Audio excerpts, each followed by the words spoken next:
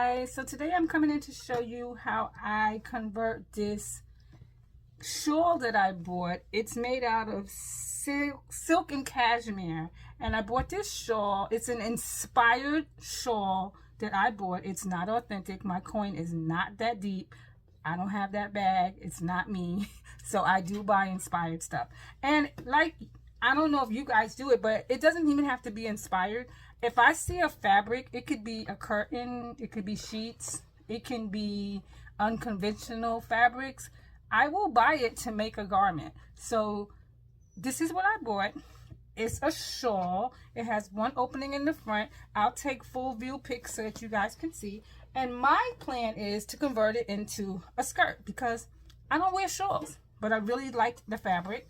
I like the pattern on it. It basically has the inspired name on the front, and on the back it has the inspired logo. And it's a beautiful, like a dark black with a white ivory type of trim. The other side is also all white. I will never wear white. White's not my friend. We don't get along. I don't take care of it well. So I will be using this side for the skirt.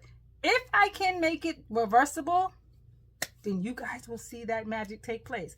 But anyway, let me show you what I'm going to do next. Next steps, full pictures of the shawl of what it looks like before, and then hopefully we will have a nice skirt after that I can share with you. Stay tuned, guys. So this is the front. This is the back. And I don't know why she's here, but she's always here. Let's sew it up.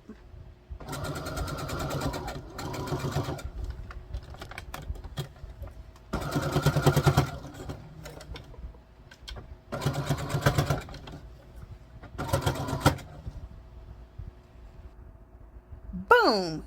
I was able to make a shirt as well. This is what it looks like in this version and this version too. Bye!